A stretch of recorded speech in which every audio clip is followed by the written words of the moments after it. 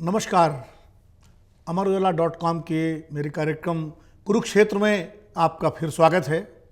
मैं विनोद अग्निहोत्री फिर लेकर के आया हूँ पिछले सप्ताह की कुछ महत्वपूर्ण घटनाओं पर अपना विश्लेषण।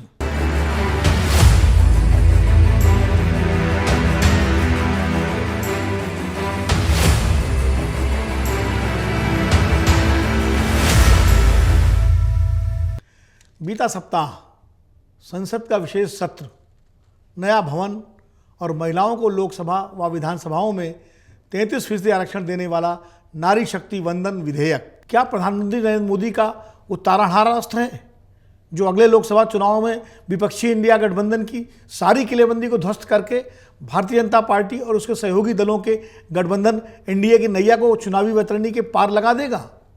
ये एक सवाल है जो राजनीतिक गलियारों में गूंज रहा है।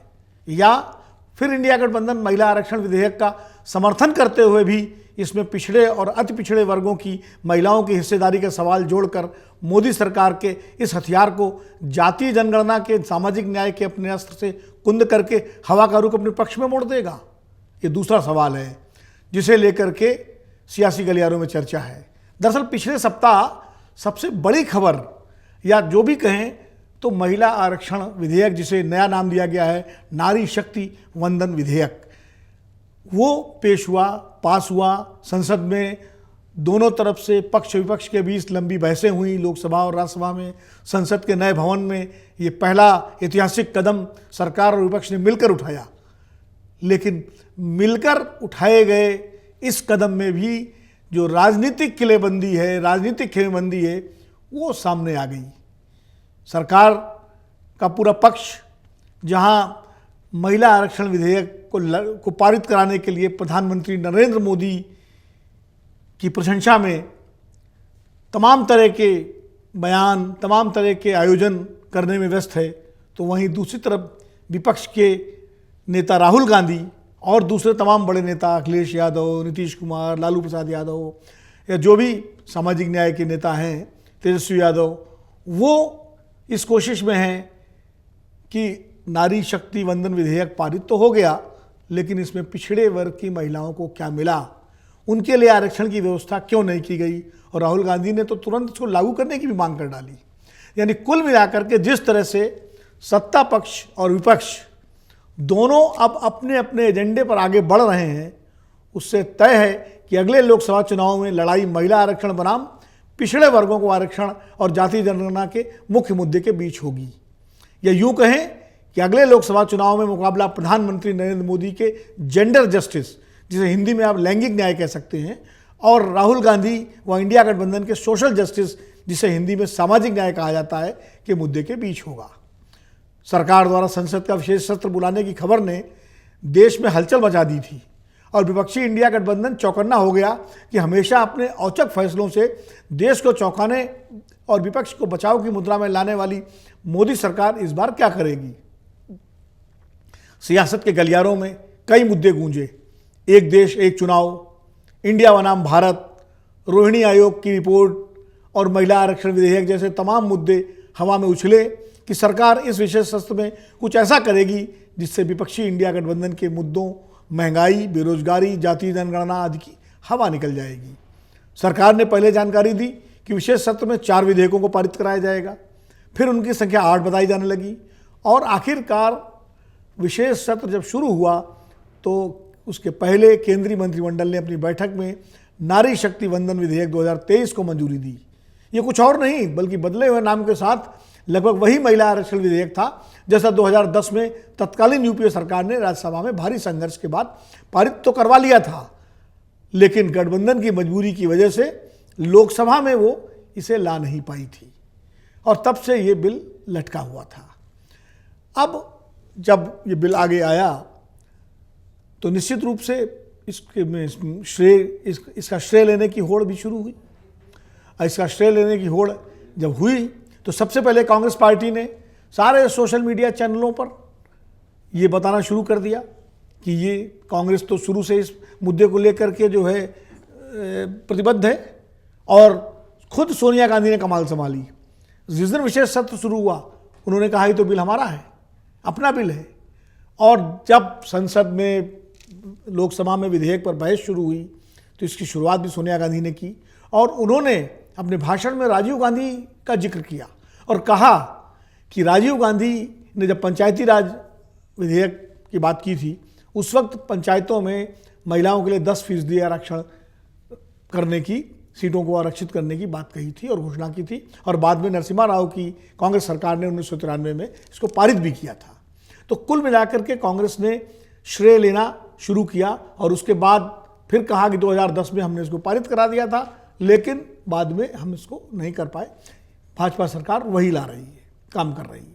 लेकिन दूसरी तरफ सत्ता पक्ष की तरफ से कहा गया कि प्रधानमंत्री नरेंद्र मोदी जी की इच्छा शक्ति, उनकी नीयत, उनकी नीति और उनको जो है उनके दृढ़ फैसलों की वजह से आज संसद के नए भवन में इतिहास बनने जा रहा है और महिलाओं को वर्षों पुराना उनका अधिकार मिलने जा रहा है। सरकार के रणनीतिकारों को पूरी उम्मीद थी कि एक तरफ ये विधेयक इंडिया गठबंधन में कांग्रेस और अन्य सहयोगी दलों, विशेषकर राजद और समाजवादी पार्टी के बीच पिछड़े वर्ग की महिलाओं के लिए अलग से कोटा देने के मुद्दे पर ऐसी दरार डाल देगा कि विपक्षी एकता बिखर जाएगी। वहीं दूसरी तरफ कांग्रेस विधेयक के समर्थन को विवश होगी और सरकार इसे पारित करवाकर पूरा श्रेय प्रधानमंत्री नरेंद्र मोदी जी को देकर भाजपा अगले चुनाव में आधी आबादी के बीच जाएगी और अपने लिए उनसे वोट मांगेगी। लेकिन आश्चर्यजनक रूप से कांग्रेस ने न सिर्फ विधेयक पेश होने से पहले ही सोशल मीडिया और अन्य समाचार माध्यमों के जरिए लोकसभा और विधानसभाओं में महिलाओं के 1/3 आरक्षण के लिए पिछले 27 सालों में किए गए अपने प्रयासों और राजीव गांधी के द्वारा पंचायतों में महिलाओं को 10% आरक्षण देने की घोषणा की याद दिलाते हुए महिला आरक्षण के मुद्दे पर खुद को भाजपा के समानांतर खड़ा करने की पुरजोर कोशिश की, बल्कि साथ ही अपने पुराने रुख से एकदम उलट, जिसको कहते हैं यू टर्न लेना, कांग्रेस ने यू टर्न लिया। उसने नए विधेयक में महिलाओं के लिए आरक्षित सीटों के भीतर अलग से पिछड़ी जाति की महिलाओं के लिए कोटा निर्धारित करने की मांग भी जोड़ दी। यानी आप समझिए कि जो मांग उस समय जब यूपीए सरकार ने 2010 में ये विधेयक राज्यसभा में पारित करवाया था, तब लालू प्रसाद यादव की आरजेडी, मुलायम सिंह यादव की समाजवादी पार्टी, मायावती जी की बहुजन समाज पार्टी, रामविलास पासवान की लोक जनशक्ति पार्टी, शरद यादव का जनता दल, ये सारे जब यही मांग कर रहे थे कि इस विधेयक में पिछड़े वर्ग की महिलाओं के लिए अलग से कोटा तय किया जाए, तब कांग्रेस ने इससे इनकार कर दिया और विधेयक में से नहीं जोड़ा। अब जब ये विधेयक बीजेपी सरकार ने पेश किया तो कांग्रेस ने वही मांग कर दी जो मांग RJD, Samajwadi party, Janata Dal you, BSP आदि दल करते रहे हैं। इस तरह कांग्रेस ने संकेत दे दिए कि वो इस मामले में इंडिया गठबंधन के अपने सहयोगियों के साथ है। इस तरह इंडिया गठबंधन में दरार डालने की अगर कोई मंशा सरकार और उसके रणनीतिकारों की रही भी होगी तो वो विफल हो गई। अब संसद में विधेयक पर बहस के दौरान सोनिया गांधी, मल्लिकार्जुन खड़गे, राहुल गांधी, अधीर रंजन चौधरी समेत सभी कांग्रेस नेताओं ने विधेयक में पिछड़ी जाति की महिलाओं के लिए कोटा तय करने और महिला आरक्षण को फौरन 2024 के लोकसभा चुनावों से ही लागू करने की मांग करके सरकार को बचाव की मुद्रा में ला दिया। विधेयक का समर्थन करते हुए भी कांग्रेस समेत इंडिया गठबंधन के सभी घटक दलों के सांसदों ने जिस आक्रामकता के साथ पिछड़े वर्गों का कोटा तय करने की जाति जनगणना कराने और विधेयक को फौरन लागू करने की मांग की, उससे सत्ता पक्ष के भी कई नेता दबे स्वर में सहमत दिखाई दिए। उमा भारती जी जो भाजपा की नेता हैं, पूर्व केंद्रीय मंत्री हैं, मध्य प्रदेश की पूर्व मुख्यमंत्री रहीं, उन्होंने खुलकर विधेयक में पिछड़े वर्गों के लिए अलग से आरक्षित सीटों का 50% कोटा तय करने की मांग कर डाली है और उमा जी बराबर इस तरह के बयान अभी भी दे रही हैं। एनडीए के घटक दलों के नेता चिराग पासवान, अनुप्रिया पटेल आदि ने भी पिछड़े वर्गों के आरक्षण की बात अपने भाषणों में कही। राहुल गांधी ने तो अपने संक्षिप्त भाषण में सिर्फ 3 ही बातें कही। पहली, पिछड़े वर्ग अनुसूचित जनजाति की महिलाओं को आरक्षण, दूसरा जाति जनगणना और तीसरा विधेयक को कानून बनते ही इसी समय लागू करना। राहुल ने सदन के बाहर संवाददाता सम्मेलन में भी यही बात कही। अब दिक्कत यह है कि यह विधेयक तत्काल लागू नहीं हो सकता, उसमें संवैधानिक अड़चनें हैं। ये बात सरकार ने बार बार कही। सरकार की तरफ से गृहमंत्री अमित शाह और कानून मंत्री अर्जुन मेघवाल समेत सभी वक्ताओं ने कहा कि भाई ये विधेयक तब लागू होगा जब परिसीमन होगा, परिसीमन से पहले जनगणना होगी, जनगणना के बाद परिसीमन होगा और परिसीमन के बाद सीटें आवंटित की जाएंगी और इसमें इस प्रक्रिया में समय लगेगा। तो 2024 में मुमकिन नहीं है। अगर संभव होगा तो 2029 के लोकसभा चुनाव में होगा। लेकिन कांग्रेस और विपक्षी इंडिया गठबंधन का कहना है कि इसको तत्काल लागू किया जाए और सरकार इसको टाल रही है और एक तरह से इसको ठंडे बस्ते में डालने की कोशिश कर रही है। हालांकि अब विधेयक जब लोकसभा और राज्यसभा दोनों सदनों से पारित होकर कानून बन गया है, सिर्फ राष्ट्रपति जी के दस्तखत बाकी हैं और वो भी एक औपचारिकता है, संवैधानिक औपचारिकता है, तो अब कोई सरकार, किसी की भी सरकार कभी भी आए, ठंडे बस्ते में तो नहीं डाल सकती। समय लग सकता है। अब ये 24 में नहीं लागू होगा तो 29 में लागू होगा, 29 में नहीं हो पाया तो उसके बाद लागू होगा। ये एक इस पर बहस हो सकती है, लेकिन ये जो है लागू तो होगा ही होगा। इसीलिए प्रधानमंत्री नरेंद्र मोदी ने इस मौके को एक ऐतिहासिक मौका बनाने में कोई कसर नहीं छोड़ी।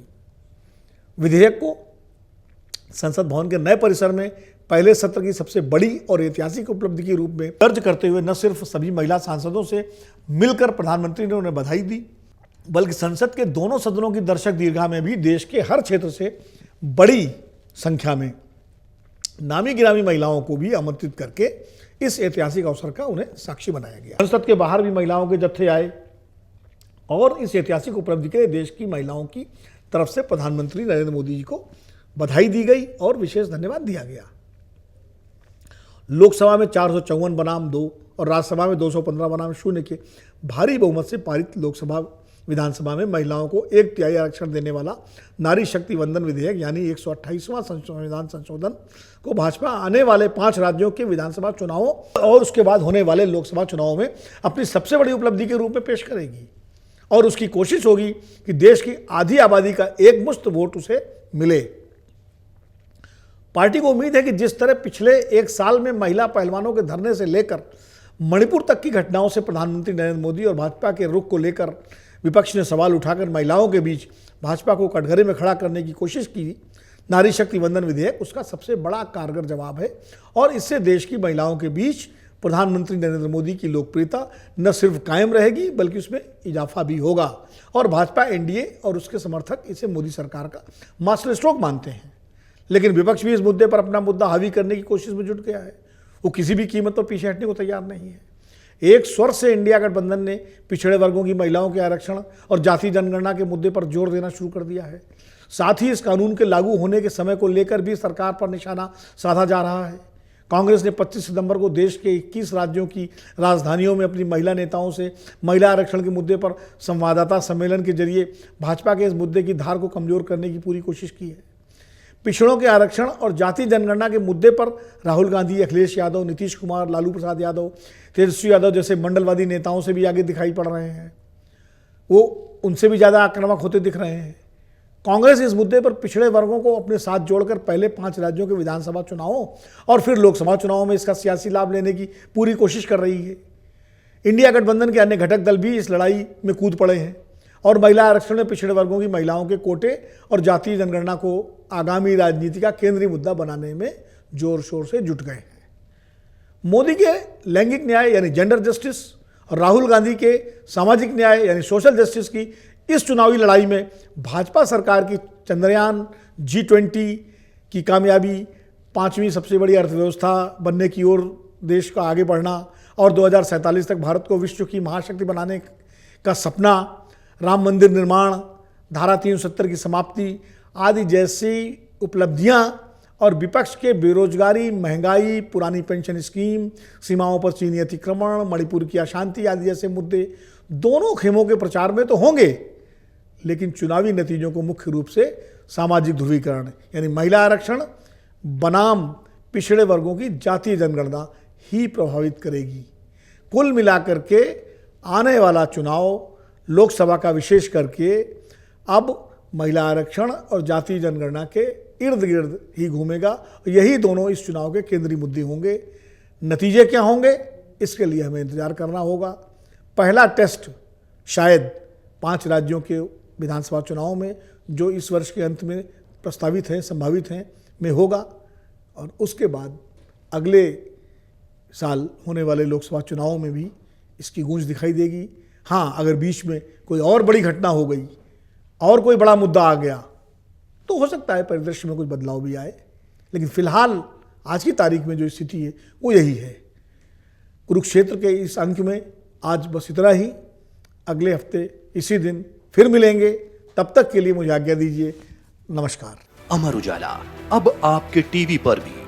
अपने स्मार्ट टीवी पर YouTube पर सर्च करें अमर उजाला, चैनल सब्सक्राइब करें और देखें ताजा खबरें, वो भी HD क्वालिटी में। और हाँ, बेल आइकन दबाना ना भूलें ताकि हर खबर हो आपके घर। अमर उजाला, निष्पक्ष, निर्भीक, निरंतर।